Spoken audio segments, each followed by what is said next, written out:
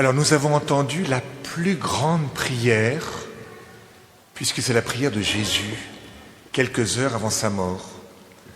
Jésus nous a enseigné la prière, ça s'appelle le Notre Père, mais là c'est encore plus fort, c'est qu'on entend Jésus prier avec son Père, parler à son Père. C'est étonnant ça, hein? On est dans l'intimité entre le Père et le Fils. Alors qu'est-ce qu'il prie, qu'est-ce qu'il demande, Jésus? Il demande sa glorification. Père, l'heure est venue, glorifie ton Fils, afin que le Fils te glorifie. Donne-moi la gloire que j'avais auprès de toi avant que le monde existe. C'est très curieux ça, hein? Qu'est-ce que ça veut dire être glorifié? Demander la gloire qu'il avait auprès du Père avant que le monde existe. Ça veut dire quoi? Ça veut dire, est-ce que Jésus aurait perdu quelque chose, cette gloire? Il l'avait avant, puis il l'a plus. Quelle est cette gloire que le Christ demande? Eh bien, la gloire, c'est, comme dit saint Thomas, comme une connaissance lumineuse de celui que j'ai en face de moi, accompagnée de louanges.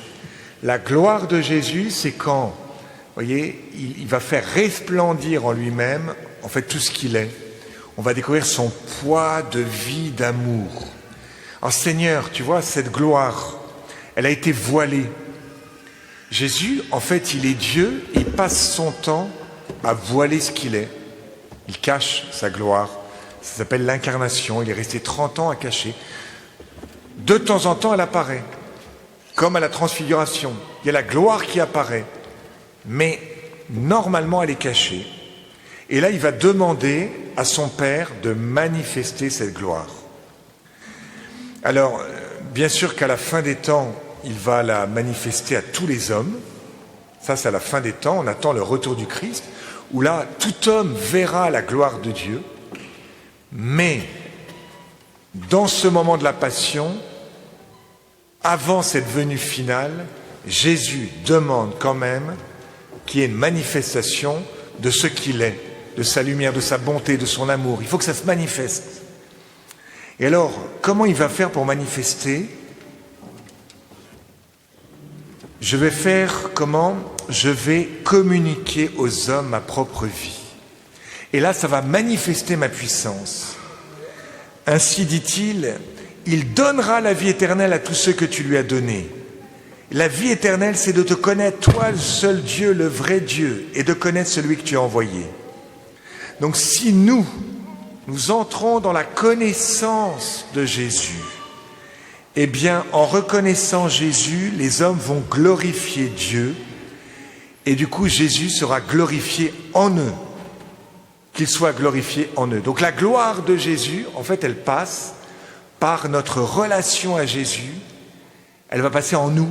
Vous voyez, au départ, Jésus, il demande à être glorifié, manifesté, et à la fin de l'évangile, qu'est-ce qu'il demande?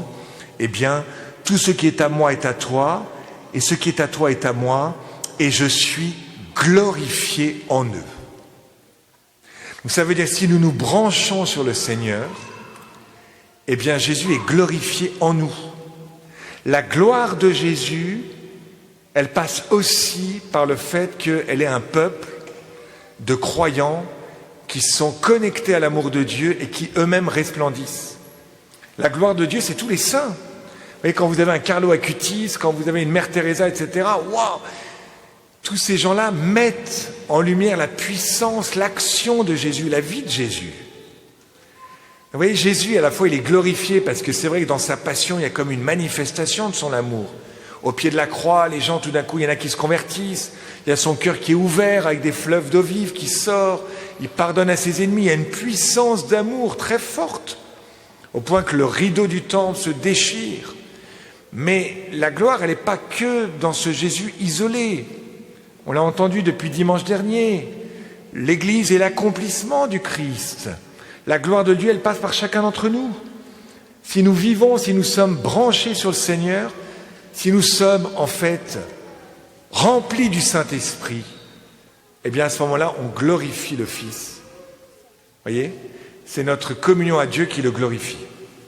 Alors, ok, il faut que je sois branché, il faut que je sois rempli du Saint-Esprit, un peu comme la Vierge Marie. Mais ça tombe bien parce qu'on va recevoir à la Pentecôte le don du Saint-Esprit. On l'a eu par le baptême, mais on va être comme renouvelé.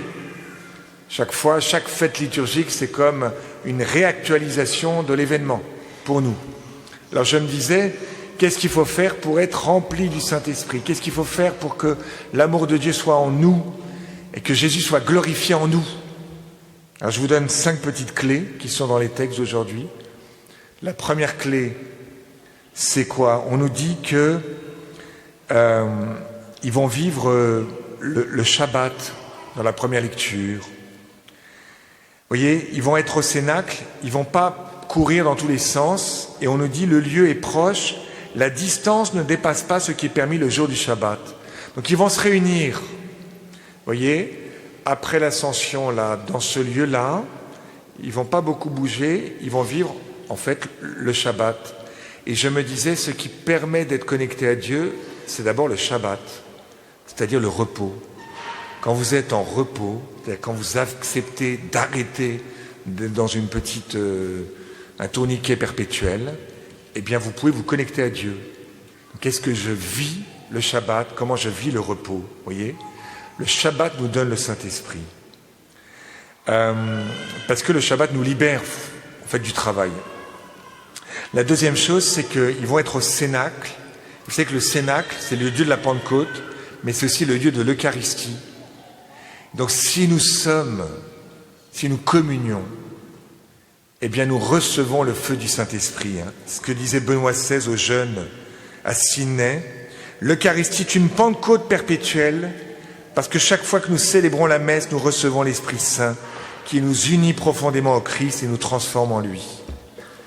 Donc si on peut, voyez, aller à la messe chaque jour peut-être cette semaine, comme une grande neuvaine, pourquoi pas? Et puis ce qui permet de recevoir la troisième chose du Saint-Esprit, c'est d'être unis entre nous. Qu'est-ce qu'on nous dit avant la Pentecôte? Ils n'avaient qu'un seul cœur, qu'une seule âme, ils mettaient tout en commun. La communion, elle attire. Le bon Dieu, il vient dans des communautés qui sont unies. Donc c'est beau aussi, vous voyez, qu'on célèbre toujours. Et puis de temps en temps, de manière particulière, on a fêté Notre-Dame d'Afrique le 30 avril, Notre-Dame de Vélankani, Notre-Dame de la Santé aujourd'hui. Et c'est pour dire aussi qu'on est de tous les pays, de toutes les couleurs, et on est unis. Il y a comme une communion qui n'existe pas dans le monde, pas forcément, vous voyez, parce que les gens aiment bien se retrouver entre eux, par catégorie, caste. Et bien nous, en fait, on arrive à communier au même pain, alors qu'on est d'horizons très différents. Et ça, c'est une parabole qui est sensible. Les gens me le disent. Quand on vient à Saint-Laurent, il y a une communion qui est du ciel. Donc voilà, qu'est-ce qui me sépare de l'autre? Est-ce que j'arrive à voir? Et puis ce qui nous branche, qui nous donne le Saint-Esprit, c'est Marie. Parce que Marie, en fait, à l'Annonciation, elle accueille le Saint-Esprit. Elle est remplie de grâce. Et la Pentecôte, comme par hasard, elle est avec les 12. Ben oui, elle dit, écoutez, moi, je connais un peu les mœurs de Dieu. J'ai accueilli le Saint-Esprit et l'amour de Dieu à l'Annonciation, donc je vais vous aider. Moi, Jésus, je le connais, parce que j'ai été avec lui depuis le commencement. Donc vous avez été avec lui quand il avait simplement 30 ans. Mais moi, je vais vous dire, je vais vous apprendre, je suis une maîtresse de vie spirituelle. Une âme qui accueille Marie, eh bien, le Saint-Esprit s'engouffre en elle, comme dit Louis-Marie Grillon de Montfort. Puis la dernière chose qui nous permet d'accueillir le Saint-Esprit pour glorifier Jésus, pour lui rendre gloire, pour pointer vers lui l'amour des hommes, eh bien c'est d'être décentré. Ce que dit la deuxième lecture, bien-aimés, dans la mesure où vous communiez aux souffrances du Christ, réjouissez-vous, afin d'être dans la joie et l'allégresse quand sa gloire se révélera. Quand vous communiez aux souffrances du Christ, qu'est-ce qui fait qu'on communie aux souffrances du Christ? C'est que parfois, eh bien, l'amour de Jésus, eh bien, fait qu'on vit un peu comme Jésus. Et Jésus donne sa vie.